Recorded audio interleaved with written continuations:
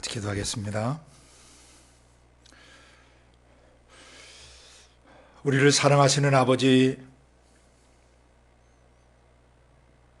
지나온 모든 삶의 주인이 되어주시고 치료자가 되어주시고 우리를 다시 회복시켜 주신 그런 아버지가 되어주셔서 감사합니다. 지난 한 주도 은혜 가운데 살게 하시고 또 시작하는 이 한 주도 은혜 가운데 살게 하시고 지상에 남은 일생도 은혜 가운데서 자라게 하시고 일꾼 되게 하시고 지도자로 회복해 주실 것을 저희는 기대합니다. 아버지, 오늘도 우리 자신과 그리고 조국교회와 북한의 지학교회와 온 세상 나라와 민족 속에 흩어져 있는 디아스포라 한민족들 위에, 그리고 모든 선교사님들 위에, 그리고 현지의 모든 교회들 위에 성령의 기름을 부으시며 안에 계신 성령께서 솟아오르시고 우리 모두를 가득 채워주시고 우리를 통해서 흘러가시고 나타나시기를 원합니다. 성령의 나타남이 전 세계 교회 가운데 경험되게 도와주시고 믿는 자들 속에 계시는 성령께서 솟아오르시고 충만케 하시고 흘러가시면서 저희 각자 사는 나라와 민족들을 구속하고 치료하고 회복해 주시기를 기도합니다. 그리고 우리 이사에게 온전한 통로되게 도와주시고 그런 기름 부음을 우리가 흘러보내는 그런 사람들 되도록 도와주시옵소서. 그래서 만나는 사람에게 복음을 올바로 전하고 그 영혼들을 올바로 목양할 줄 알게 하시고 그 사람들을 올바로 제자화할 수 있는 기름 부음을 이 세대와 다음 세대에 계속 부어주시기를 원합니다. 오늘 증거되는 이 말씀이 그런 말씀이길 원합니다. 우리를 살리는 말씀, 우리를 구속하고 치료해 주시는 말씀, 우리를 회복하고 다시 세워주시되 자녀되게 하시고 일꾼 되게 하시고 지도자로 세워주시는 말씀 되기를 원합니다. 성령님, 전 세계 교회를 그렇게 사도와 선자 터 위에 견고히 세워 주시옵소서. 그래서 오실 주님의 길을 저희 세대 교회가 온전히 준비할 수 있도록 도와주시옵소서. 감사하고 예수님의 이름으로 기도드리옵나이다. 아멘.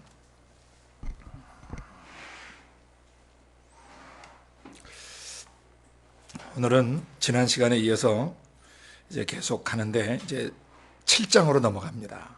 마태복음 7장. 마태복음 7장 1절부터 끝절까지는 크게 작게 아주 세밀한 여러 단락으로 나눌 수 있지만 크게 세 부분으로 나눠서 저희가 보려고 합니다.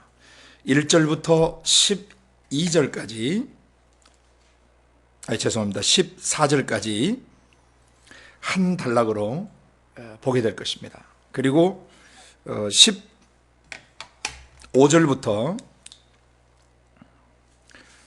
23절까지 두 번째 단락, 그 다음에 24절부터 끝절까지 한 단락으로 보고자 합니다. 물론 이 부분을 좀 더 세밀하게 나눠서 보실 수 있습니다. 그러나 문맥의 흐름을 우리가 통해서 볼 때 이 작게 세밀하게 나눠서 보는 것보다는 큰 맥락 안에서 보는 것이 중요하겠다. 그렇게 이해되어졌습니다. 지난 시간까지 마태복음 5장과 6장을 통해서 성령이 쓰시는 사역자가 어떤 사역자야 되고 그 사역을 잘하는 사람들 중에서 사도로 세움받은 사도라는 지도자가 어떤 사람이어야 되는가, 그 지도력의 정의, 그리고 지도력의 기초에 대해서 예수님이 계시를 해주셨습니다. 예수님 자신은 사역자시면서 지도자셨습니다. 그래서 사역자 된 사람들이 어떤 지도자로 자라가야 되고 또 지도자는 어떤 사역을 하는 사람이어야 되는가, 그 양면성을 보여주셨다고 그랬습니다. 그래서 5장과 6장에 이어서 오늘은 이제 7장으로 들어가는데 산상수훈의 결론과도 같은 장입니다. 일단 1절부터 6절까지 제가 한번 읽고 말씀을 나누도록 합니다. 비판을 받지 아니하려거든 비판하지 말라. 너희의 비판하는 그 비판으로 너희가 비판을 받을 것이요 너희의 헤아리는 그 헤아림으로 너희가 헤아림을 받을 것이니라. 어찌하여 형제의 눈 속에 있는 티는 보고 내 눈 속에 있는 들보는 깨닫지 못하느냐. 보라, 내 눈 속에 들보가 있는데 어찌하여 형제에게 말하기를 나로 내 눈 속에 있는 티를 빼게 하라 하겠느냐. 외식하는 자여, 먼저 내 눈 속에서 들보를 빼어라. 그 후에야 밝히 보고 형제의 눈 속에서 티를 빼리라. 거룩한 것을 개에게 주지 말며 너희 진주를 돼지 앞에 던지지 말라. 저희가 그것을 발로 밟고 돌이켜 너희를 찢어 상할까 염려하라. 전체는 14절까지 계속 이어지겠지만 일단 이 첫 단락을 먼저 한번 같이 읽었습니다. 비판 문제를 다루시다가 들보와 티 문제를 다루시고 6절에 또 느닷없이 거룩한 것을 개에게 주지 말고 너희 진주를 돼지 앞에 던지지 말라는 내용으로 연결됩니다. 어떻게 보면 굉장히 생뚱맞은 것처럼 느껴질 수도 있습니다. 그러나 성경을 볼 때 저희가 계속 강조해왔던 거, 문맥, 문장의 흐름을 아주 주의해야 한다. 절대 성구를 하나 빼거나 한 단락을 따로 빼서 설명하지 마라. 문맥을 떠날 때의 위험성은 성경을 사사로이 해석하게 돼요. 개인의 생각이 들어가 버릴 수 있어요. 문장의 흐름, 곧 문맥을 무시하게 되면은 사람의 생각, 사람의 관점, 사람의 의견이 들어가 버릴 수 있어요. 그렇게 되면 전능하신 하나님 아버지께서 우리에게 전하시려고 하는 그 메시지가 순수하게 전달되지 않고 중간에 이게 다른 데로 삐져나가 버린단 말입니다. 그래서 이 문맥의 흐름을 주의 깊게 보면 이 사건들이 따로 노는 사건이 아니라는 것을 알게 됩니다. 특별히 이 마태복음의 비유를 해석하는 많은 그 학자들이 계시고 또 그것을 비유를 또 설교하는 설교자들도 있는데 이분들이 한결같이 이 문맥의 흐름을 무시하고 가르치는 사람들이 많다는 것입니다. 그런 그 비유 자체가 문제가 생겨요. 이 문맥은 이 본문은 절대 문맥의 흐름을 떠나서 해석해서는 안 됩니다. 이 사건들이 얼마나 정교하게 성령에 의해서 편집되는지를 알아야 됩니다. 어떤 복음서 학자분들은 산상수 마태복음 5장, 6장, 7장이 예수님이 여러 군데서 이렇게 가르쳤던 것을 이렇게 모아놓은 것이다라고 얘기하는 사람도 있습니다. 그러나 우리가 문맥을 보면 산에 오르셔서 마지막 마태복음 8장 1절에 산에서 내려오시는 걸로 끝나거든요. 그러니까 그 학자분들의 주장이 조금 설득력이 없다. 이것은 예수님이 산에서 얼마를 머무셨는지는 알 수가 없지만 바로 사도로 임직된 지도자들을 세우시고 또 거기에 둘러선 무리들에게 함께 들을 수 있도록 가르쳤던 강론이었다고 그랬습니다. 그래서 지도자 된 사람에게는 너희가 지도자가 되려면 이런 자질을 갖추고 이런 준비가 돼 있어야 한다라고 가르치셨고 또 일반 성도들에게는 너희가 따라야 될 지도자, 또 너희도 앞으로 언젠가 지도력을 회복받은 사람이 되어야 되는데 너희가 어떤 지도자로 자라가야 하며 또 너희를 인도하는 지도자가 진짜인지 가짜인지 너희들이 올바로 분별하고 따라가야 된다. 그래서 내가 세운 천국 정부에서 지상에 세운 사역자나 지도자는 이런 사람이다.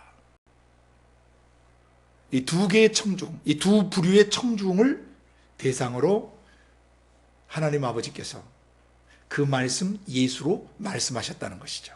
아멘. 그래서 여러분도 이것을 보실 때 그것이 주님이 여러 군데서 뭐 강론했던 것을 하나로 모아놨든 어쨌든 간에 문맥의 흐름을 보면 성령께서 설사 다른 데서 여러 부분 여러 명을 얘기하셨다 할지라도 편집을 누가 하셨다는 거예요? 그렇습니다. 하나님 아버지의 성령이 편집을 하셨다는 겁니다. 그러면 편집하실 때 성령님의 의도는 따로따로 해석하라고 준 게 아니라는 것입니다. 일단 마태복음 1장부터 28장까지 전체 흐름 속에서 하나님이 산상수훈이라고 하는 5장, 6장, 7장의 이 흐름은 하나님께서 이 흐름을 통해서 말씀하실 게 있다는 것이죠. 그래서 이 문맥의 흐름을 굉장히 주의해야 한다. 안 그러면은 5장 따로 놀고 6장 따로 놀고 7장 따로 놀아요. 자, 그럼 이제 오늘 이슈로 뭘 말씀하시냐면 비판이라는 낱말과 또 헤아리는 거, 남을 이렇게 재보는 거죠. 이렇게 측량해보죠. 저 사람을 한번 재보는 거예요. 사람을 남을 재보는, 남을 비판하고 판단하는 이런 문제에 대해서 얘기하시면서 형제의 눈 속에 있는 티와 네 속에 있는 들보, 티와 들보 관계를 가지고 설명을 하세요. 그러니까 무조건 비판이나 헤아림을 하지 말라는 뜻이 아니에요. 전제 조건이 있다는 것이죠. 먼저 뭐 해야 된다는 거예요? 남의 문제를 다루려면 네 속에 있는 들보, 대들보 같이 큰 기둥과 같은 문제가 없는지, 네 속에 있는 문제를 지도자가 지도자 속에 있는 문제를 다루지 않고 설교를 한다든지 영혼들을 가르치게 되면 문제가 생긴다는 것이죠. 그래서 지도자 된 사람은 반드시 형제 자매들의 그 눈 속에 있는 티를 보기 전에 뭘 먼저 봐야 된다? 지도자 자신 속에 있는 들보부터 봐야 된다. 예. 그래서 여기에 나오는 들보는 이 기둥을 말이야. 이 대들보, 큰 기둥. 그리고 티라고 되어 있는 이것은 헬라 원문에서는 그 작은 그 나뭇가지, 마른 나뭇가지 있죠. 이게 큰 거목들 곁에 조금씩 이렇게 나무가 나요, 안 나요? 곁에 가지가? 그런 걸 말해. 그게 다 말라 비틀어진 상태에 있는 거예요. 그러니까 큰 덩치 통나무에 비해서 그 통나무 곁에 잠깐 가지, 이렇게 조그만 새끼 가지가 나오잖아요. 그런 것은 문제도 아닌 것이죠. 이것을 킹제임스 번역본은 이것을 공중의 티끌이나 먼지로 번역을 했고, NIV 번역본은 이것을 sawdust, 그래서 톱밥으로 번역을 했어요. 톱밥. 그러니까 이 대들보와 톱밥과의 관계, 이 대들보와 거기에 붙어 있는 작은 순이 나는 가지 정도의 관계. 그러니까 이걸 이제 뭘 말하냐면 자기 자신 속에 큰 문제가 있는데 그 문제를 다루지 않고 상대방 마음속에 일어나는 작은 문제들을 지적하는 것에 위험성, 그런 외식에 대해서, 그런 거짓됨에 대해서 경고하고 계시는 것입니다. 흐름이 이해되셨습니까? 자, 그러면 여기 비판하다라는 동사는 사실은 비판으로 번역하기보다는 재판하다는 동사, 심판하다는 동사가 원래 원뜻이 더 맞아요.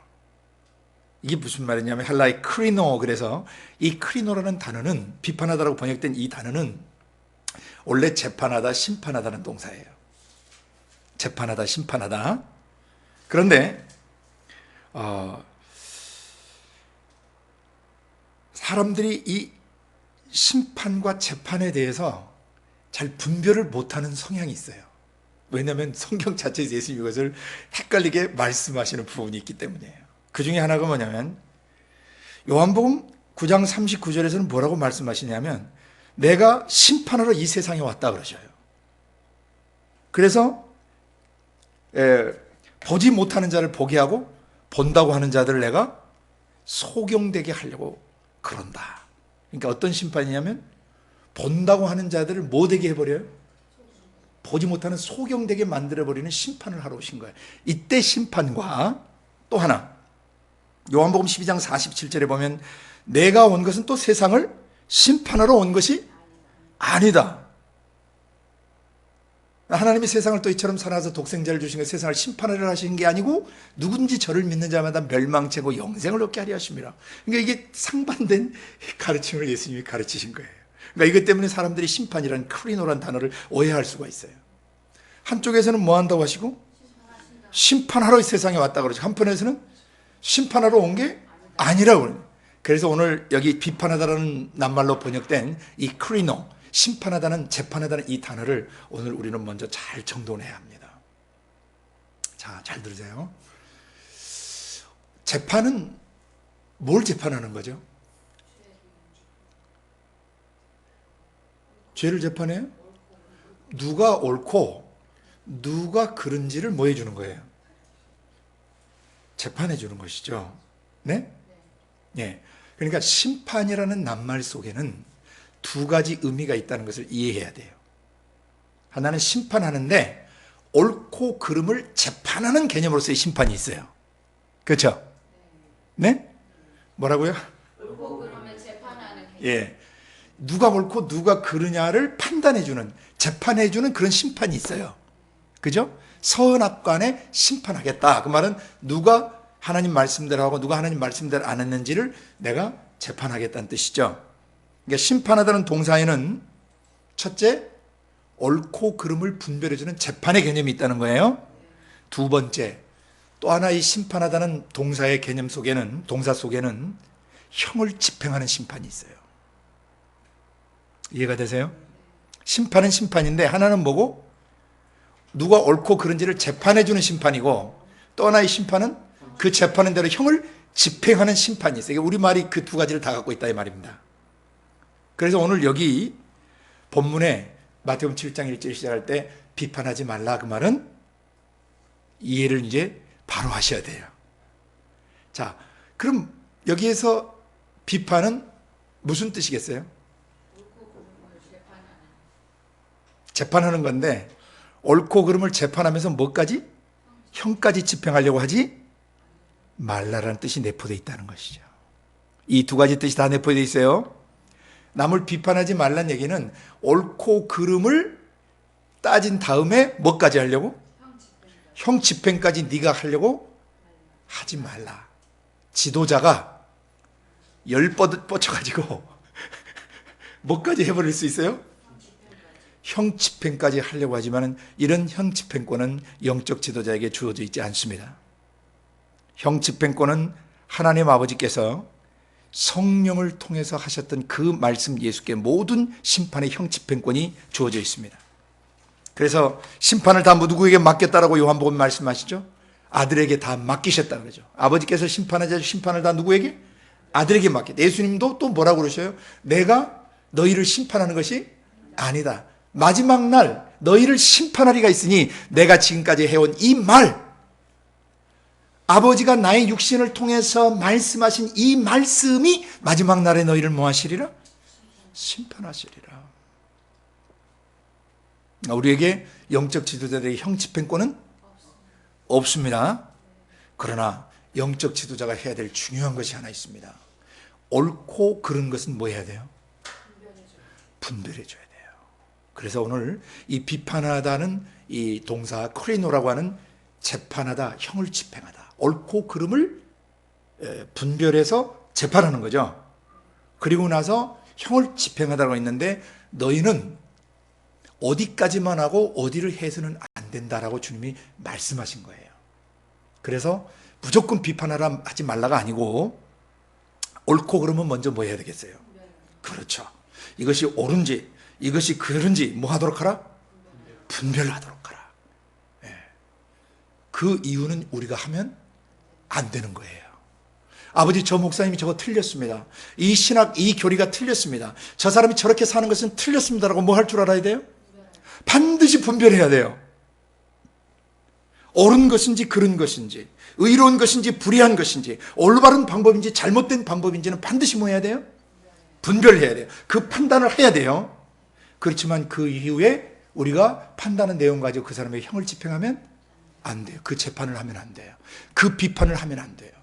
근데 비판이라는 개념보다는 재판을 받지 아니하거든 남을 재판하지 말라, 또는 심판을 받지 아니하거든 남을 심판하지 말라는 동사를 썼어야 돼요. 비판이라는 동사는 물론 판단의 의미가 있기는 있지만은 무조건 비방하는 것이 또 깃들이 있기 때문에 적절한 번역이 아닙니다. 헬라 원문 크리노라고 하는 단어를 올바로 번역한 게 아니에요. 그래서 이것을 재판하다 또는 심판하다는 동사로 그 안에 좀 써놓으세요. 비판이라는 낱말 속에다가.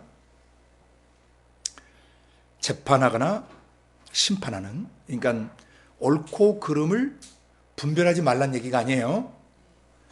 옳고 그름은 반드시 분별하셔야 돼요. 그렇지만 분별된 뒤에 그 문제점을 우리가 다루려고 형을 집행하려고 하지 말라. 왜? 그렇게 되면 우리가 월권을 하게 되는 거예요. 영적 지도자들이. 어떤 월권을 하게 되죠? 하나님만이 형을 집행하실 수 있고 정죄하실 수 있는 그 영역까지 들어가서 자기가 다른 사람을 정죄하게 되면 교만죄를 짓게 된다는 것입니다. 이런 것과 같아요. 아니, 하나님, 이런 문제도 제대로 못 다루십니까? 내려오십시오. 제가 좀 다루겠습니다. 하고 영적 지도자가 교만하게 하나님 보좌에 앉아서 다른 사람을 정죄하고 그 사람에게 어떤 형을 집행할 수가 있다는 것이에요. 그런 짓을 하지 말라는 것입니다. 이해가 되셨습니까? 자, 그러면 1절을 다시 봅니다. 비판을 받지 아니하려거든 비판하지 말라. 너희의 비판하는 그 비판으로 너희가 비판을 받을 것이요 너희의 헤아리는 그 헤아림으로 너희가 헤아림을 받을 것이니라. 비판과 헤아림인데 여기 헤아리단 말은 헬라 말을 우리말로 직역하면 제보단 뜻이에요. 우리 사람들 간혹 재봐요, 안 재봐요? 여러 가지로 재보죠. 자, 그러면 무엇을 비판하지 말고 무엇을 재보지 말라는 뜻일까? 무엇을 비판하지 말고 무엇을 재보지 말라고 하는 것일까? 문맥을 무시하면 길을 잃어버릴 수 있어요. 무조건 비판하지 말라가 돼버릴 수 있다는 것입니다. 네? 그러면 우리는 어떤 내용을 지금 여기서 다시 문맥에서 이어받아야 되죠? 문장의 흐름에서.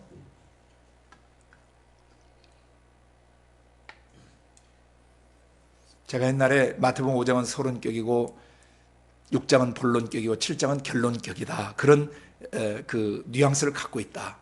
그게 지금 결론서예요. 결론. 그럼 뭐뭐에 대한 결론이에요? 서론과 본론에 대한 결론이니까 결국 우리는 문맥에서 뭘 봐야 돼요? 마태복음 5장과 6장의 내용을 따라 살지 않는 것에 대해서 함부로 심판하고 함부로 정죄하고 함부로 뭐 하지 말라? 형을 집행하려고 하지 말라 이 말이에요. 내용이 명확합니까? 자, 그럼 마태복음 5장에서 산상수훈이 나왔잖아요. 팔복이 나왔잖아요. 네? 8가지 성품의 자질이라고 그랬죠. 지도자가 갖춰야 될, 지도자의 영 안에, 거듭난 영 안에, 지도력을 위임받은 사람의 영 안에 자리 잡아야 될 신적 성품 8가지가 팔복이라고 그랬어요. 이것은 소금처럼 그 사람 속에 그 사람이 그걸 먹고 그 안에 배어들어야 되고 온몸에 그게 퍼져야 되고 스며들어야 되고 스며든 다음에 8가지 자질이 뭐 해야 된다고요? 세상의 빛으로 발산돼서 그 사람에서 나와야 돼요. 입술의 언어나 눈빛이나 얼굴 표정이나 손발의 동작과 그의 섬김, 안수, 그의 다니는 사역을 통해서 8가지 성품이 발현돼야 돼요. 이 사람이 심령이 정말 가난한 목회자인가, 심령이 가난한 영적 지도자인가, 개인적 야망을 갖고 자기의 왕국을 세우고 자기 교회를 자기가 어떻게 세운데 이것을 감히 누구에게 물려줄 수 있는가라는 자기 왕국을 세우는 의식을 갖고 있는 사람인가. 이건 뭐 해야 돼요? 우리가 분별해야 된단 말이에요. 이 지도자가 정말 애통해야 할 줄 아는 지도자인가, 정말 온유한 지도자인가, 정말 의에 줄이고 목마른, 정의롭게 목회하고 정의롭게 사람을 돌보고 정의로운 나라와 민족을 위해서 기도하는 그런 영적 지도자인가, 그 다음에 그 사람이 긍휼히 여기는 지도자인가, 냉혈인간처럼 차가운 그런 지도자인가, 정말 눈물이 있고 아린 가슴을 갖고 있는 그런 하나님 아버지의 마음을 가진 긍휼히 여기는 자인가, 그 다음에 마음이 청결한 지도자인가, 인간관계나 대인관계나 대물관계가 청결한 심령, 순수한 동기로 사람을 대하고 사물을 대하고 물질들을 대하는 그런 지도자인가, 그 다음에 사람과 사람 사이, 하나님과 사람 사이를 화평케 할 줄 아는 지도자인가, 교회 가면 교회를 파괴시키고 다니는 지도자인가, 성도들 사이를 이간시키는 목회자인가, 교회와 교회를 파괴시키며 다니는 목회자인가, 가는 곳곳마다 사람들을 화합시키고 하나님과의 관계를 회복시켜 줄 줄 아는 지도자인가, 그리고 의로운 일을 행하다가 욕을 먹고 핍박을 받을 때 낙심하고 좌절하고 주저앉는 지도자인가, 아니면은 다시 기뻐하고 감사함으로 나갈 줄 아는 지도자인가. 분별해야 돼요. 이런 것이 있어야 이 사람이 5장에 뭐 한다고 그랬어요? 올바로 구약 성경을 해석할 수 있다 그랬어요. 율법과 선지자를 그 선지자들 폐하러 온 것이 아니고 완성하러 오셨다. 보냄 받으신 사도 예수가 사람 사도를 세우셨을 때 사람 사도로 하여금 사도이신 예수 그리스도의 사역을 동역해 하시고 예수 그리스도의 사역을 그들이 감당케 하시려고 사람을 사도로 세우셔서 기름을 부으셨단 말이죠. 그러면 예수님이 구약 성경을 말씀하신 장본인이시고 구약 성경을 올바로 해석해 주셨어요. 서기관과 바리새인들이 잘못 해석한 것을 예수님 바로 해석해 주시면서 이런 8가지 자질과 성품을 가진 그런 그 성품이 배어든 영적 지도자만이 구약 성경을 바로 해석하고 바로 가르칠 수 있는 사람들이다. 그래서 그런 것을 분별하려는 것입니다. 아멘. 이 사람이 진짜 올바른 영적 지도자인가를 분별하라는 거예요. 그러나 뭐 하지는 말라? 네가 형을 집행하지는 말라. 그를 정죄하지는 말라. 왜?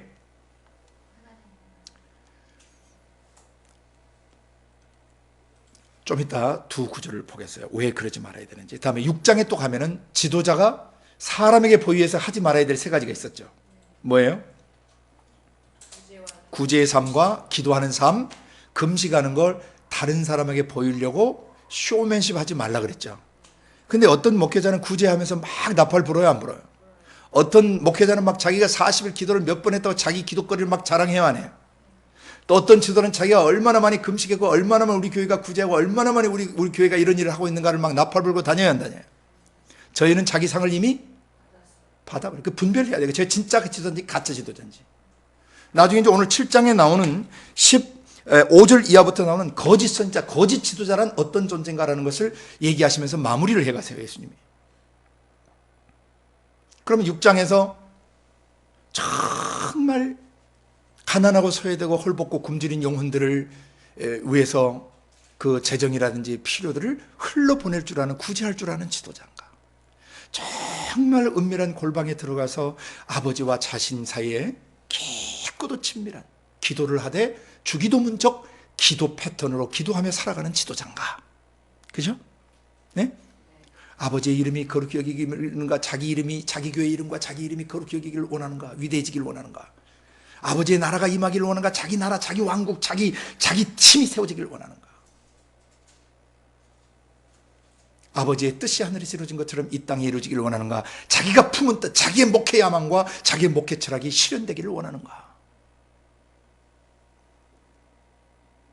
진짜 기도하는 지도자는 아버지의 이름, 아버지의 나라, 아버지의 뜻을 위해서 사역하고, 그 다음에 형제자매들이 일어날 육적 영적 양식을 먹일 줄 아며 그걸 위해 기도할 줄 아는 지도자고, 그 다음에 먹는 문제, 의식주 문제를 해결한 다음에 인간관계를 해결할 줄 안다 그랬죠. 우리에게 죄의 연자를 용서해 줄 줄 아는, 그래서 성도들이 마음속에 맺혀있는 사람들을 풀어주고 용서하도록 도와줄 줄 아는 지도자, 그리고 마지막 영적 전쟁을 할 줄 아는 지도자라 그랬죠. 원수와의 관계를 다룰 줄 아는 지도자여야 된다 그랬죠. 시험에 들지 않고 악한 자로부터 사람을 건져낼 줄 아는 기도를 할 수 있어요, 지도자가. 그죠? 그리고 모든 나라, 권세, 영광이 자기 것이 아니고 영원히 아버지 것이며 그것이 마귀의 것이 아니고 영원히 하나님의 것이라고 고백할 줄 아는 그런 지도자. 이 진짜 기도를 할 줄 아는 지도자예요. 지도자의 기도 속에 그런 주기도문의 내용이 핵심적으로 들어가 있어야 그 지도자를 통해서 기도를 배우고 기도 관계를 배워가는 사람들이 바른 기도를 하게 된다는 것이죠. 그렇죠? 이런 걸 분별해야 돼요. 이 목회자가 제대로 구제사역, 남을 섬기고 돌볼 줄 알고 흘러보낼 줄 아는 목회를 하고 있는가? 이 영적 지도자가 정말 기도의 비밀을 갖고 있는 지도자고 바른 기도관을 갖고 있는 지도자인가? 그 다음 마지막 금식, 흉악의 결박을 끊어준다 그랬죠. 양들이 흉악의 결박에 갇혀있을 때 여러분 앞졌다 세우셨죠. 뭐예요? 흉멍, 암멍, 주유, 벗콜. 예. 그 다음 나머지 또 세 가지, 허망한 말, 손가락질과 멍해. 예. 그걸 제해버려야 된다 그랬죠. 지난 시간에 다뤘어요. 지지난 시간에 6장 할 때. 자, 그럼 이 지도자가 성도들이 막 결박에 막 사고방식과 감성체계 의지가 막 귀신들의 생각 감정과 뒤범벅이 돼가지고 귀신들과 멍해를 같이 메고 있고 귀신에게 묶여 있고 정상적인 생활을 제대로 못하는데도 그 양들을 위해서 금식하지 않는다면 어떻게 돼요? 올바른 지도력을 행사하고 있는 것이 아니라는 것입니다. 아멘. 그리고 마지막에 지도자는 하나님이냐 재물이냐 그 관계를 명확히 해야 된다고 그랬죠. 그리고 자기의 보물이 땅에 있게 할 것인가 하늘에 있게 할 것인가, 그리고 자기의 영적인 시각이 하늘에 있는가 땅에 있는가. 땅에 시선이 꽂힌 지도자는 맨날 땅에 거 가지고 고민하고 땅에 거 잘 먹고 잘 사는 것만 추구할 것이에요. 그러나 하늘에 그 지도자의 시각이 하늘로 향해 있다면 모든 성도들의 마음, 그들의 영혼, 그들의 육체, 그들이 가진 재물, 그들이 가진 사회적 지위, 그들이 이 세상에서 얻은 모든 것들을 다 누굴 위해 쓰게 만들어요? 하나님과 하나님 나라를 위해 쓰게 만들어주는 지도자가 되는 것입니다. 이런 것들을 여러분이 보면서 비판하지 말고 뭐 하라는 거예요? 자기 속에는 먼저 이 문제가 없는지를 먼저 깊이 보라는 것이에요. 너부터 뭐하라? 잘해라, 그 말입니다. 이런 것을 비판하지 말라고 그러니까 무조건 그 비판하면 안 된다고 하면 안 된단 말입니다. 분별은 할 줄 알아야 돼요. 이렇게 살고 있는지 안 살고 있는지 분별하고 헤아려 보는데 그것을 네가 정죄하고 형을 집행하려고는 그런 짓을 하지 말라는 것이에요. 올바로 이해해야 됩니다. 분별도 하지 말라 그러면 안 돼요. 뭐 영적 권위자이기 때문에 함부로 그런 얘기 하면 안 되고 막 이런 거 주의하셔야 돼요. 왜냐하면 사람들이 분별하지 않고 무조건 믿는 것을 맹종이라고 그러죠. 맹종하면 안 된다는 것입니다. 성령이 우리 안에 계시기 때문에 성령과 함께 분별을 하셔야 돼요. 다만 재판권을 하나님께 맡겨드려요. 아버지의 성령과 아버지의 말씀께 모든 재판권과 형 집행권을 맡겨드려야 돼요. 오케이? 그래서 지도자가 정말 재정을 올바로 쓰고 있는가? 그 생계 문제 때문에 목회하고 있는가? 그렇다고 해서 교회에서 월급 받는 게 죄가 아닙니다. 그거 당연히 받으셔야 돼요.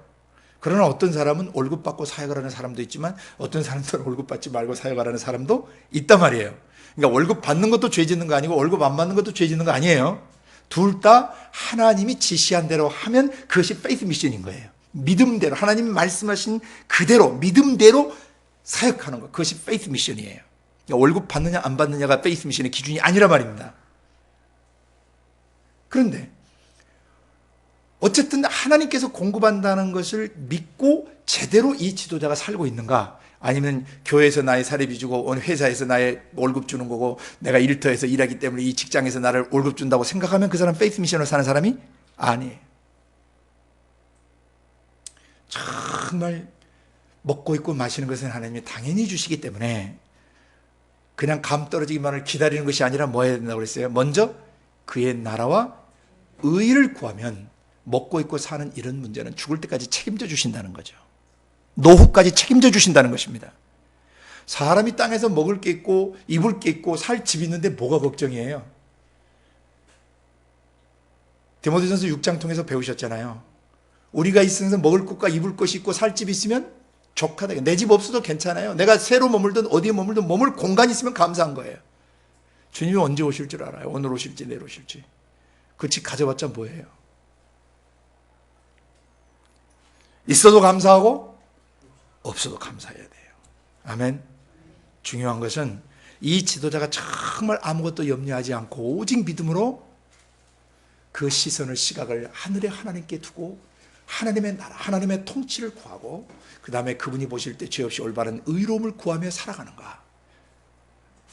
이런 것을 쭉 보다가 뭐 하지 말라고요? 7장에 가서 함부로 네가 심판하지 말라는 거죠. 함부로 네가 재판하지 말라는 거예요.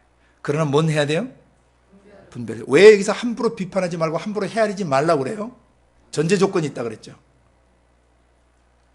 네 눈 속에, 네 마음 속에 들보는 너도 5장 6장에 걸리는 문제가 있는데 저는 거기 걸려놓고 다른 사람한테 막 뭐 한다고 비난하고 비판하면 그거 가짜 지도자가 되는 것이에요. 거짓 선지자가 되고 거짓 선생이 되고 거짓 교사가 되는 것입니다. 그래서 전제 조건은 비판하지 말라, 헤아리지 말라는 전제 조건이 있다는 걸 기억하셔야 돼요. 뭐 하지 말라? 네 속에 있는 더 큰 문제, 마태복음 5장과 6장 중에서 혹시 네 안에 걸리는 게 없는가? 너는 산상수훈적 성품을 갖고 있는가? 너는 구약 성경을 바로 해석할 줄 아는가? 표면적 해석을 아는가? 내면적 해석을 아는가? 내적으로 바로 성령의 음성을 듣고 그 의미를 바로 깨닫는가? 그런 지도자인가? 깍대기 설교만 하는 사람인가? 다음에 6장에 구제하며 사나? 흘러보내며 사나? 깊은 기도의 비밀을 갖고 사나? 금식하며 사나? 흉악의 결박을 끌어줄 줄 아는 그런 삶을 사는 지도자인가? 그 다음 재정 문제에 있어서 깨끗한가? 돈 문제 깨끗한가? 또 마태복음 5장에서 6가지 그 살인 문제, 남을 향한 미움이나 남의 인격을 파괴시키는 그런 욕지거리를 하는 사람은 아닌가? 또 속으로 여자나 남자를 보고 음란한 생각을 갖는 사람은 아닌가? 자기 속에 간음이 있는데 막 간음하지 말라고 하면 먼저 자기 것부터 뭐하고? 회개하고 하나님이 간음하지 말라고 하십니다. 해야죠. 그런 얘기예요. 지금 마태복음 7장의 이 얘기가. 먼저 네 눈 속에 들보, 그렇죠? 이혼하지 말라 그랬죠? 음행한 연고 외에는 이혼하지 말라 그랬어요. 근데 음행한 연고 외에 이혼하면 목회자의 자격이 없는 것이, 그러면 목회하시면 안 돼요. 왜? 그건 어떻게 사람들이 이혼하지 말라고 얘기하겠어요? 그건 나중에 거짓 선지자가 돼버린단 말입니다. 요 다음 단락이 거짓 선지자예요. 거짓된 지도자가 누군가, 앞에 있는 내용을 실천하지 않고 말만 하는 사람들. 양의 옷을 입고 속에는 뭐예요? 노략질하는 이리가 있다는 것이죠. 표리부동한 사람이에요. 겉다르고 속다른 이중인격자라는 말입니다. 그런 자들에 대해서 주님이 마지막 날 어떻게 하시겠다고? 나는 너를 도무지 알지 못한다. 나를 떠나라 불법을 행하는 자들은 결국 지옥 간단 말입니다. 그래서 그건 굉장히 중요한 문제예요. 맹세하는 문제. 맹세를 하면 왜 맹세는 하면 안 되는데, 사람 맹세를 지킬 능력이 없어요. 하나님만이 맹세하실 수 있어요. 인간의 영은 맹세한 것을 지킬 능력이 없어요. 그럼에도 자기가 맹세코라고 하는 것은 자기가 신이고 자기가 뭔가를 할 수 있다고 하는 교만죄에 빠져들게 된단 말이죠. 하늘로도 하지 말고 예루살렘으로 하지 말고 네 머리카락으로도 네 신체 가지고도 하지 말라네. 내 목숨을 걸고 내가 맹세하는데 그런 짓 하지 말라는 것이죠. 그걸 살펴보라는 거예요. 자기 속에 이 들보가 자기 속에는 없는지, 그 다음 눈에는 눈, 이에는 이, 보복 정신이 내게는 없는가 살펴보라는 거예요. 안갚음하고 싶은 마음. 그게 누가 뺨 하나 치면 나도 몇 대 좁혀는 이런 보복심, 인격적 모독을 당했을 때 나도 막 대갚아주고 싶은 어떤 retaliation, 어떤 안갚음과 같은 보복심 같은 것이 내 안에 있다면 나는 그 보복심이라는 들보부터 뭐 해야 돼요? 제거한 다음에 남에게 한쪽 뺨을 맞거든 다른 쪽 뺨을 돌려대라고 가르쳐야 된다는 것이죠. 형제자매들의 눈 속에 있는 티, 톱밥, 작은 문제들을 내 속에 있는 들보부터 다루고 해야 된다는 것입니다. 아멘. 그리고 속옷을 가지고 있는 자에게 겉옷을 줘. 재산상의 손실이면 막 난리가 나요. 막 개버큰 품고 막 맞붙어서 내 돈 지키고 내 돈 내놔라고 싸우는가, 아니면 냅두는가. 그러면 그 사람이 안 갚으면 누가 갚아주세요? 누가 내 돈 꽤 많이 가져간 적이 있어요. 그 사람이 안 갚으니까, 십몇 년이 지나도 안 갚으니까 하나님이 다른 사람 통해서 주셨어요. 속옷을 가져가는 자에게 겉옷을 주란 말은 재산상의 손실을 입었을 때 연연히 하지 말라는 거예요. 자기는 속에서 막 그 돈 때문에 벌벌벌 떨면서 재정에 대해서 막 강의를 해. 웃겨요, 안 웃겨요? 자기 속에 들보부터 다뤄야 되는 거죠. 자기는 남에게 흘러보내지 않으면서 막 돈을 올바로 써야 된다고 가르쳐요. 이중인격자죠. 그것이 요 다음 단락에 나오는 거짓 선지자예요. 그들을 삼가라는 거예요.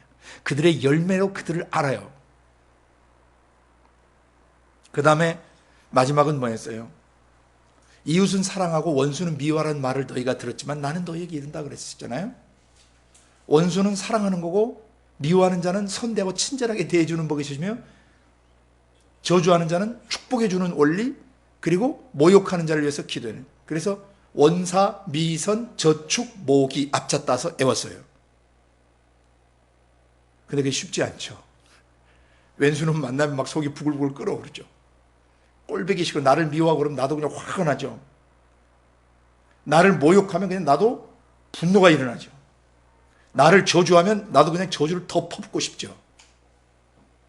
그것이 바로 마귀놈의 지정에서 나온 인격들이고 마귀놈의 생각과 감정과 의지들이며, 그것은 지옥에서 올라오는 것들이에요.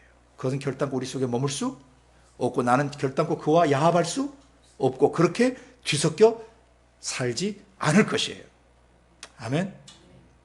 산상수훈에 가르쳐 주신 대로 지도자로서 먼저 원수를 용서하는 것이 쉽지가 않지만은 주님이 나를 용서하신 것을 기억하면서 계속 싸워야 돼요. 그죠?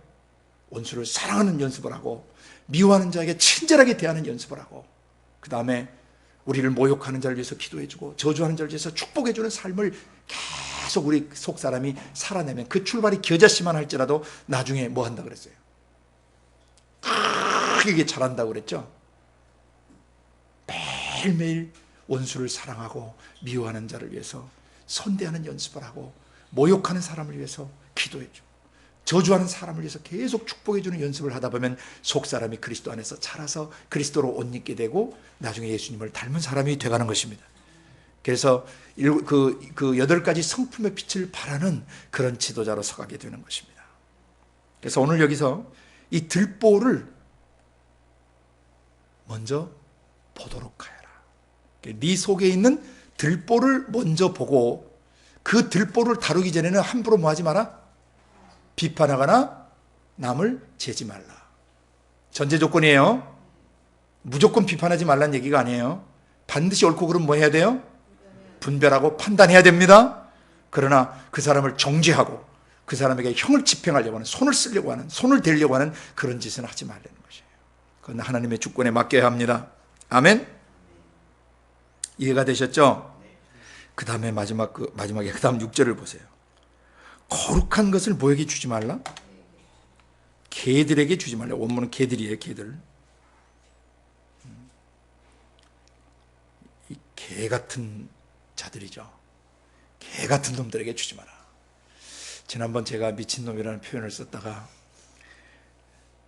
주님을 아주 사랑하는 한 자매가 저에게 전화를 해서 얘기를 했어요. 그래서 미안합니다.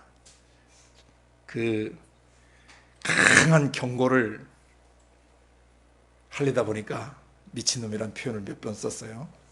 혹시 그것 때문에 마음이 어려우신 분이 있다면 용서해 주시길 바랍니다. 아주 제가 30여 년 사역하면서 그런 사람을 통해서 마음이 참 많이 상했었나 봅니다. 그런 비열하고 정말 양들을 울고먹는 그런 사람을 제가 꽤 만났거든요. 그들과 같이 지내기도 했어요. 제가 사람들한테 돈을 갈취하고 헌금조 명목으로 헌금을 강요하고 사람들을 이용해서 돈을 뽑아내고 말이죠. 결국 망했어요, 그 사람. 그리고 변질된 사람들도 꽤 있고요. 돈 가지고 실험해 보면 그 인간의 됨됨이를 아주 쉽게 알 수 있어요.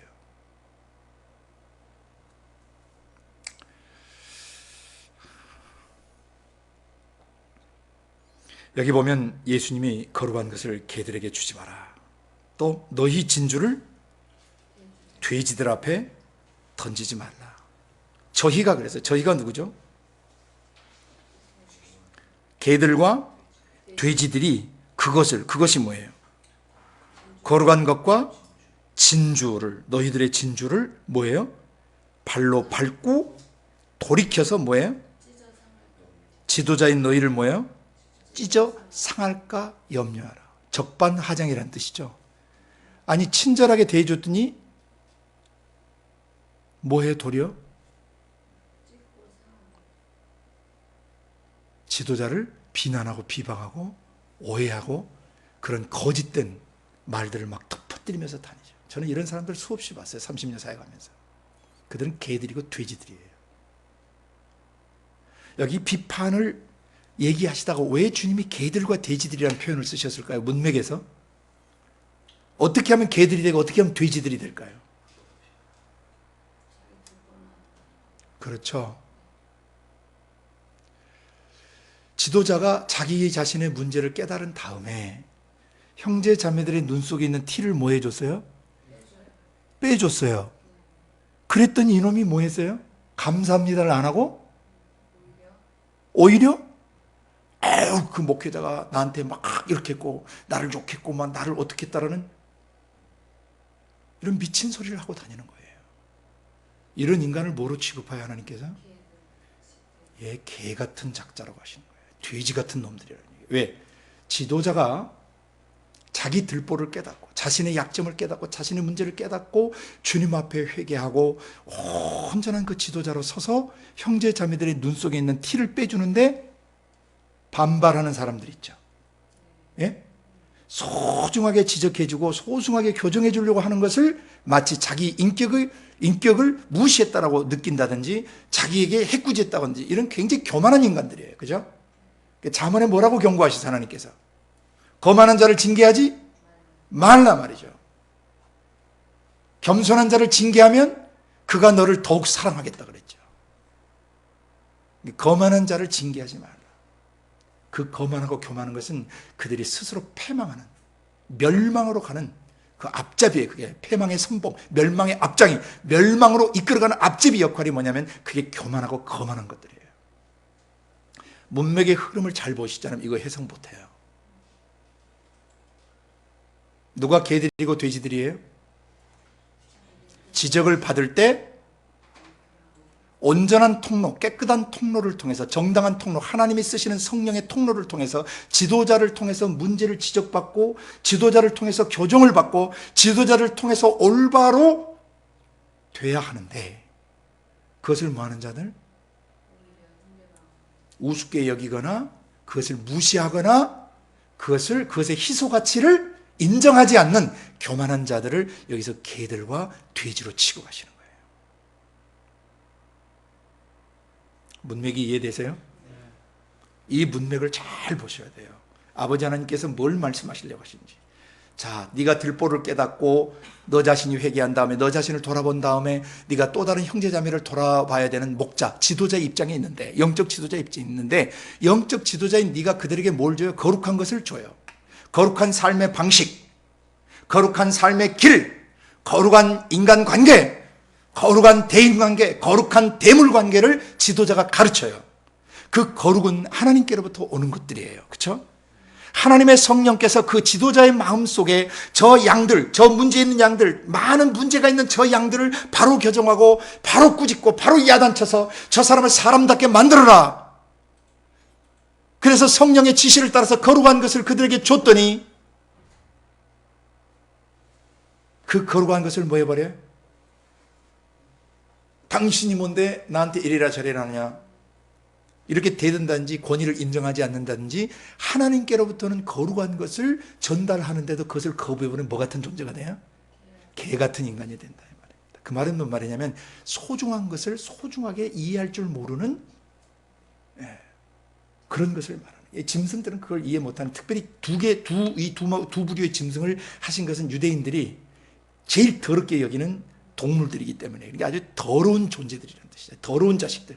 이것은 마귀의 영, 이 귀신들의 영이 원래 unclean spirit, 더러운 영이고 evil spirit, 악한 영이거든요. 원래 귀신이라고 번역하지 않고 더러운 영, 악한 영으로 번역해야 원래 헬라어 원문을 바로 직역한 거예요. 그러니까 사람 자체가 더럽고 사람 자체가 사악하면 그게 누구예요? 귀신, 마귀 자식이란 말입니다. 그럼 마귀에게 속한 자식이에요. 개의 긍정적인 측면은 개는 주인에게 충성된 걸 갖고 있지만 여기서는 개의 긍정적인 부분을 얘기하시는 게 아니에요. 또 개들을 삼가라고 저 뒤에 서신서의 사도들이 얘기해요. 개들이 뭐냐면은 아무데나 돌아다니면서 개걸스럽게 받아먹고 얻어먹고, 개는 성윤리 도덕이 있어요 없어요? 음란하게 몸을 굴리고 싸돌아다니면서 남자 여자 유혹하고 돈 받아먹고 이렇게 돌아다니는 놈들을 개들이라고 그래요.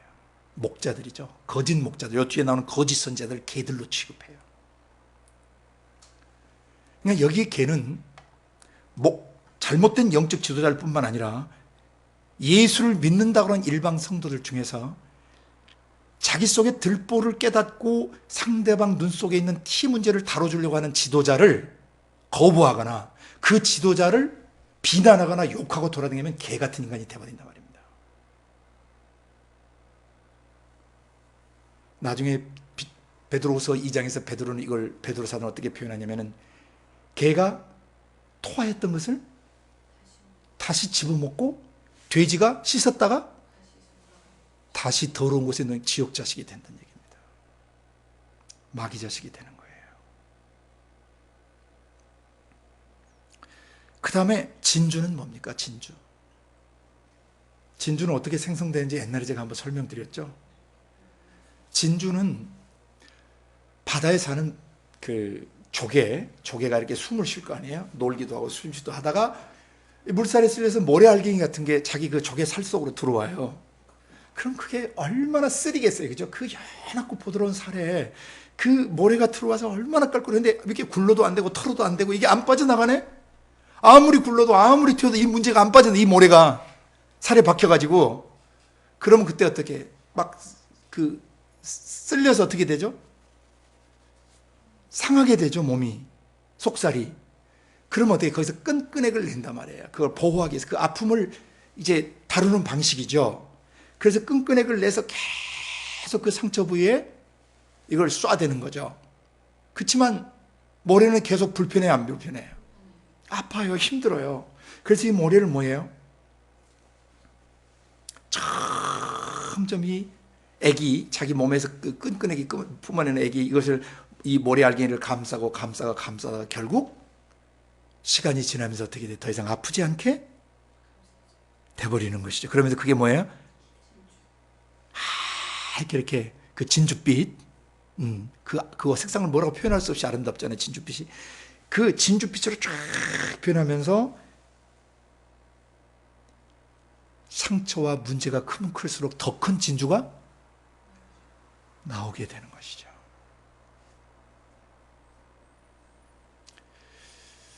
여기에서 너희 진주라고 그랬어요. 지도자인 너희가 숱한 상처와 아픔을 통해서 그 상처받고 아픔 당하고 지도자로서 고통당하고 괴롭힘 당하고 사람들한테 무시당하기도 하고 함부로 취급당하기도 하고 지도자이기 때문에 욕도 다른 사람보다 바가지로 더 얻어먹고 오해도 더 많이 받고 집에서 혼자 잘 살면 그냥 남에게 욕먹을 일도 없이 잘 살 텐데 괜히 하나님 일 한다고 나와가지고 열심을 내서 일하다 보니까 손가락질도 당하고 비난도 당하고 지도자가 또 정의대로 하나님 원리 원칙대로 하니까 또 융통성이 없다고 욕도 먹고 별의별 비난을 다 받으면서 마음속에 상한 게 한두 명이 아닙니다. 목사님 때문에 상처받는 양도 있지만 양들 때문에 상처받는 지도자들도 많아요. 어쨌든 간에 이 지도자가 그런 상처의 과정을 통해서 결국 용서하는 법을 배우고 또 용서하고 또 용서하고 또 축복하고 또 빌고 원수를 사랑하고 미워하는 자를 선대하고 모욕하는 자를 위해서 기도하고 저주하는 사람 또 축복해주고 그러면서 또 앵하지만 분하지만 하나님 내 마음을 이거 옛사람에 속한 걸로 알고 있어 십자가에 다시 못 박고 다시 성령 안에서 새 사람으로 살려고 몸부림치는 그 동안의 지도자 안에 그 문제가 뭘로 변해요? 진주로 변해요. 그러니까 숱한 날들 동안 가슴 찢기고 고통당하고 무시당하고 잠 못 자고 번민하고 갈등하며 아파하면서 깨달은 영적 진리들이죠. 차득한 영적 진리들이죠. 그것이 그의 진주예요. 그래서 그런 경험을 그 티가 있는 눈이나 마음에 문제가 있는 형제 자매들에게 나눠줬더니 이 인간이 들을 때는 감사함으로 받는 것 같으니 돌아서서 어떻게 해요? 여기 어떻게 해요? 돌아서서 저희가 그것들을 발로 밟아버려요. 무시해버려요. 그리고 돌이켜 너희를 찢어 상할까 염려하라. 그런 인간들과 더 이상 상종하지 말란 얘기예요. 주지 말라는 거예요. 그런 인간한테는. 그런 인간한테는 거룩한 계시나 네가 몸소 체득했던 그런 영적 진리들을 아픔을 통해서 숱한 고난을 통해서 경험했던 보배로운 영적 지혜와 지식들을 그런 개돼지 같은 인간들에겐 주지 말라는 것입니다. 지도자를 보호하시는 하나님의 마음입니다. 그런데 저같이 미련한 자들은 그럼에도 불구하고 또 어떻게 또 회유하고 또 줘보려고 하다가 수없이 상하고 나중에 눈까지 상하고 수많은 개들을 만나고 수많은 돼지들을 만났던 것이죠. 그러나 앞으로도 용서할 것이고 사랑할 것이고 축복할 것입니다. 정말 많이 상했고 많이 찢겼고 많이 아팠던 세월입니다. 30여 년 사역하면서 두 눈이 터질 정도로.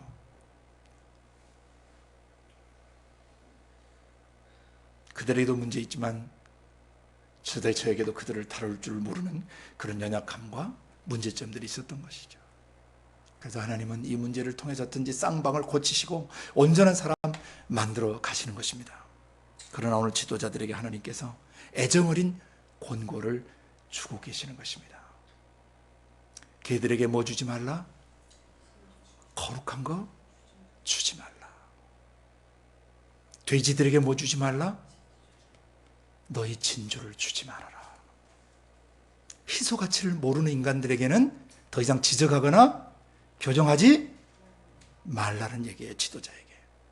굉장히 중요한 지침입니다. 지도자들에게.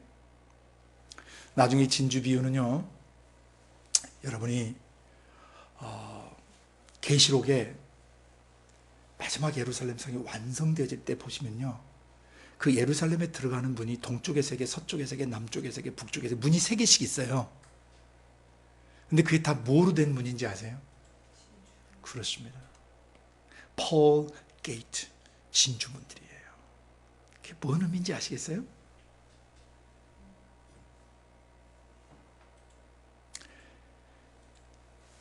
마태복음 13장에 가면 마지막에 세 개 비유가 나옵니다. 하나는 마태복음 13장 마지막 부분에 하나는 어떤 천국은 뭐와 같다. 밭에 감춘 보화를 발견한 사람과 같다. 그 천국이 꼴 어떤 사람과 같다는 등식을 만들어 주세요. 어떤 사람이냐? 밭에 감춘 보화. 그래서 가서 자기 모든 소유를 다 팔아가지고 그걸 뭐 해버려요? 그 보물이 있는 밭을 샀는데 그 밭은 이 세상을 말해요. 그러니까 이 세상 속에 보화가 있어요. 예수 그리스도가 그 보화신데 천국이 왔어요. 그래서 이 세상에서 천국을 발견한 사람, 그러니까 자기가 가진 소유를 뭐해? 다 팔아서 세상을 뭐 해버린 거예요? 사버린 거예요. 하나님이 쓰실 수 있는 사람이에요. 자기의 전 일생, 자기가 가진 모든 것을 다 팔아서 이 밭을 사버린 사람. 천국의 역사가 이 세상 속에서 진행되고 있는데 그 밭에 감춘 보화, 천국이 진행되고 천국의 통치, 천국의 역사, 천국의 기름 부음을 위해서 뭐 해버린 거예요? 자기 모든 소유를 다 팔아버린 것이에요. 지혜로운 사람이에요. 근데 또 하나 그 다음 비유가 또 나와요. 천국은 마치 좋은 진지를 구하는 뭐와 같다? 장사꾼과 같다. 비즈니스맨과 같다. 그러니까 천국이 꼴 뭐라는 등식을 주세요? 장사하는 사람, 비즈니스맨, 진주 장사, 좋은 진주를 구하는 이 진주 장사와 같다. 비즈니스맨과 같다. 사업가와 같다. 근데 이분도 또 어떻게 해요? 극히 값진 진주 하나를 만나요, 안 만나요? 만나니까 자기 모든 소유를 갖다 팔아서 진주를 사버려요. 아까는 사람이 천국을 샀어요. 이제는 천국, 진주 장사가 천국이에요. 비즈니스맨이 누구예요? 천국 자체가 비즈니스맨이란 말입니다. 천국이 이 세상을 보다가 세상 속에 뭘 발견한 거예요? 극히 값진 진주 하나를 발견해서 천국에 뭘 팔아버려요? 그 장사하는 천국 자신이 뭘 팔아? 천국의 모든 것을 다 팔아서 그 사람을 사버리는 케이스예요. 할렐루야. 그 앞 비유에서는 사람이 이 세상 속에 있는 밭에 감춘 보화인 천국을 모셔드리는 거고, 두 번째는 천국 자신이 뭐 하는 거예요? 하나님 나라 자신이 이 세상에서 극히 값진 진주 하나를 만나자 자신의 모든 소유를 팔아서 천국을 사버리는 거예요. 그 천국이 누구냐면 진주와 같은 사람이에요.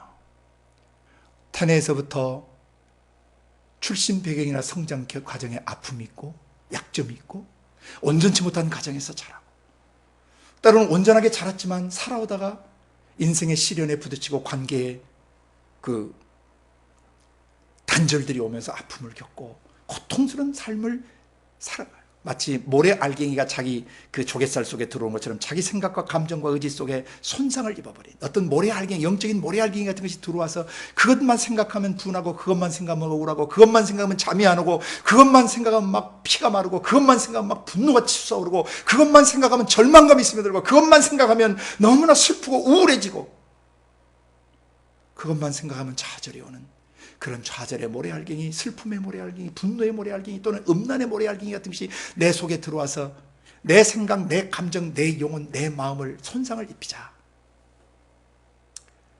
주님 앞에 나와 엎드려서 이 문제를 해결해달라고 울기 시작하면서 조개가 뭐하듯이 끈끈액을 내듯이 기도에 불을 토해내고 하나님께 호소하고 하나님께 예배드리고 하나님께 자신을 도와달라고 간구하면서 점점 그 상처를 뭐하기 시작해요? 덮기 시작하고 감싸기 시작하면서 결국 나중에 깨닫는 것은 이것이 그리스도의 십자가에 못 박혔고 나는 그 문제로 인해서 고통당하지 않게 조치가 취해놨다는 것을 깨닫는 순간 그는 뭘로 변하는 거예요? 그 십자가의 복음을 믿는, 십자가에서 예수 그리스도가 피 흘려 이루신 일을 믿는 그 순간 그 영혼이 진주처럼 화하는 것입니다. 하나님은 지상에서 그런 좋은 진주, 극히 값진 진주 같은 사람을 하나님 만나면 하나님 자신이, 천국 자신이 천국에 있는 모든 지혜와 계시와 능력과 하나님의 신적 성품을 다 그에게 다 팔아서 그 사람을 사버린다는 거예요. 그 말은 그에게 온전한 기름 부음을 준다는 것입니다. 그들이 바로 수많은 사람을 천국집으로 들어오게 하는 진주문이 되는 것이에요. 그런 지도자, 그런 영적 지도자들이 바로 좋은 진주 대문이 되고 진주문이 되는 것이에요. 고통을 당하는 그 한 사람, 그 숱한 상처와 아픔을 통해서 거기에 낙심하거나 좌절하거나 무릎 꿇지 않고 넘어지지 않고 끝내 이 십자가의 복음을 믿음으로 말미암아 성령 안에서 말씀으로 다시 일어나서 속사람을 일으켜 세운 그 사람, 그는 진주처럼 변한 것이에요. 하나님 지금도 극히 값진 진주를 찾고 계세요. 여러분과 제가 그런 진주가 되기를 원하고, 그런 진주문이 되어서 한때 고통받고 상처받고 정말 절망하고 좌절하고 더럽게 살고 망가졌던 내 인생이었지만 그리스도의 십자가에서 회복된 내 자신이 진주가 되어서 다른 사람 앞에 서줄 때 이 세상에서 상처받고 이 세상에서 고통받고 좌절하고 낙심하고 정말 절망한 수많은 사람들이 나를 만나고 나의 간증을 듣는 순간 어디로 들어오는 거예요? 나라는 문을 통해서, 이 진주문을 통해서 아버지 품으로 돌아오게 되는 것입니다. 하나님은 이런 극히 값진 진주를 소중히 여기시고 찾고 계세요. 바로 여러분이 이런 극히 값진 진주가 되셨을 때 여러분의 소중한 체험을, 여러분의 그 정말 깊고 아름다운 영적 체험들과 영적 경험들과 하나님이 덧입혀 주셨던 그런 은혜들과 하나님이 정말 치료해 주신 그런 기름 부음들, 하나님이 나를 통해서 하셨던 그런 능력들, 수많은 사람을 회복시켰던 영적인 노하우들을 문제 있는 양들에게, 문제 있는 사람에게 나눠줬을 때, 나의 진주를 나눠줬을 때 그 희소가치를 짓밟는 사람들, 그것을 우습게 여기는 사람들, 그런 희소가치를 느끼지 않는 사람들에게 시간을 낭비하지 말고 너희들의 진주를 그들에게 주지 말라는 것이에요. 어떻게 애써서 주고, 어떻게 눈물을 흘려 기도하고, 어떻게 그 사람 하나 살려보려고, 어떻게 그 사람 하나 온전한 사람 만들어 보려고 자존심도 내려놓고 따뜻하고 친절하고 내 걸 헌신해서 다 주었더니 저 사람이 나한테 이성적으로 접근했다라고 거짓말하는 그런 망령된 인간들이 있다는 것이에요. 하나님이 하세요. 마음의 중심을 살피는 하나님께서 마지막 날 공의로 심판하실 것입니다. 그래서 여러분이 마태복음 5장, 6장, 7장에 영적 지도자들, 사도들, 선지자들, 교회 안에 지도력을 발휘하고 그리스도의 몸 안에 지도력을 발휘하도록 부름받으셨을 때 먼저 자기 속에 있는 뭐를 살펴보고 들보를 정확하게 살피고 자기 안의 문제를 차질 해결한 다음에 그 다음에 밝히 보고 형제 자매들의 생각, 감정, 의지 속에 배어든 영적인 티끌과 마귀적 요소들, 마귀놈이 심어놓은 독소들을 뽑아내줘야 되는데 자기 자신의 문제를 다루고 그 상대방을 도와주려고 할 때 그 거룩한 것들을 함부로 다루거나 그 소중한 진주를 함부로 다루는 개, 돼지와 같은 사람들에게는 더 이상 뭐하지 말라? 지도력을 발휘하지 말고 냅둬라. 주님이 그 말씀을 하신 거예요. 그리고 그 다음 단락에 구하라. 무엇을? 뭘 구하라? 이거 문맥 무시하고 해석하면 큰일 난단 말입니다. 이 문맥 속에서 뭘 구해야 됩니까? 그러면 뭐 하신다? 너에게 주시거든. 뭘 주십니까? 그 다음에 찾으라. 뭘 찾습니까? 그럼 너희가 찾을 것이다. 뭘 찾는 것입니까? 문을 두드리라. 무슨 문을 두드립니까? 그럼 너에게 열릴 것이다. 어떤 문이 열립니까? 이런 거 생각 안 해, 사람들이. 문맥을 무시한단 말입니다. 그래서 성경 해석을 엉뚱하게 하고 주석을 엉뚱하게 달면서 영혼들을 다른 데로 끌고 가버린다는 것입니다. 이 문맥을 떠나면 안 됩니다. 오늘 시간이 너무 많이 지나서 여기서부터 다음 시간에 7절부터 다음 시간에 다루도록 하겠습니다. 오늘 무조건 비판하지 말라, 무조건 헤아리지 말라는 뜻이 아니고 먼저 네 속에 뭘 다루고? 들보를 다루고 형제자매들, 양들, 네가 돌봐야 되는 영혼들 속에 있는 티끌, 문제점들을 다루도록 해라, 그 말이에요. 반드시 우리는 분별해야 된다 그랬어요. 무엇이 옳고 그른가를 분별해야 되지만 뭐 해서는 안 된다? 그를 정죄하거나 참수하거나 그에게 형을 집행하려고 하는 교만한 죄를 지어서는 안 된다. 우리가 영적 지도자지만 그럴 권위 우리에게 없다. 우리가 사역자지만 우리에게 그럴 권위 없어요. 저 사람을 재판하고 저 사람에게 형을 집행하시는 분은 하나님 한 분뿐이시라는 것을 잊지 말라는 것입니다.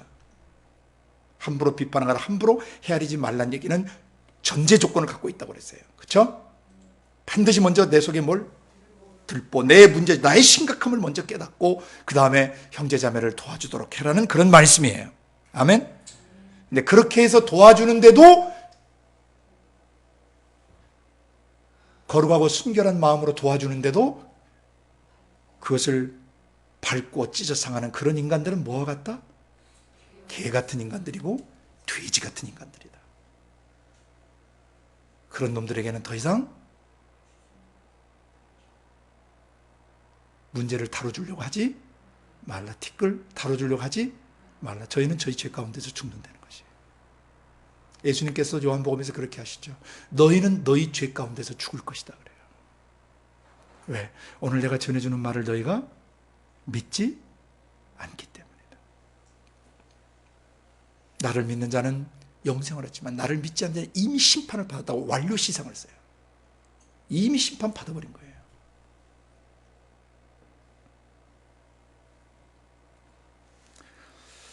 영혼들을 너무 사랑하고 책임감이 너무 강해서 문제 있는 인간을 도와줘 보려고 몸부림치다가 숱한 상처를 입은 수많은 사역자들과 수많은 영적 지도자들에게 주님의 위로가 함께 하시기를 바라고 그들을 다시 용서하고 축복하며 일어서시기를 정말 바랍니다. 여러분이 앞으로 이제 사역 현장에 투입될 겁니다.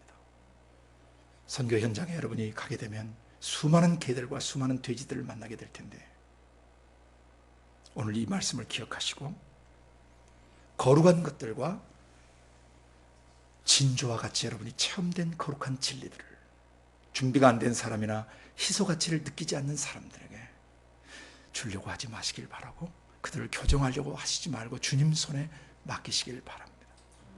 또 저도 그렇게 살 수 있도록 여러분이 곁에서 함께 도와주시고 또 저도 여러분을 그렇게 도우면서 정말 영적 지도자에게 주시는 이 바른 지침을 따라 사랑하고 또 섬기고 사역하는 그런 종이 되길 원합니다. 같이 기도하겠습니다. 고마우신 아버지 하나님 감사합니다. 먼저 우리 속에 있는 들보를 보겠습니다. 마태복음 5장과 6장에 나온 문제점들 속에 우리 자신도 걸릴 때가 많고 제 자신도 이대로 살지 못할 때가 많은 죄인임을 고백합니다. 그때마다 저의 문제, 저의 들보를 깨닫겠습니다. 회개하겠습니다. 그리고 철저히 십자가에 못 박은 후에 또 다른 형제 자매들의 마음속에 있는 티끌과 같은 문제들을 돕는 그런 삶을 살겠습니다. 그리고 개들과 돼지들을 잘 분별할 수 있도록 도와주셔서 연약한 인간인 내 자신과 우리 자신들이 영적 지도자 자리에 있고 사역자 자리에 있지만은 우리의 힘과 능력으로 그들을 변화시키려고 하는 어리석은 행동을 하지 않게 도와주시고 희소 가치를 모르고 선한 의도를 짓밟는 악한 인간들을 잘 분별할 수 있도록 도와주셔서 주님이 주신 힘과 에너지와 모든 시간들을 올바로 쓸 수 있게 하여 주시옵소서. 그렇게 도와주실 주님께 우리의 생애를 다시 한번 의탁하고 예수님의 이름으로 기도드리옵나이다.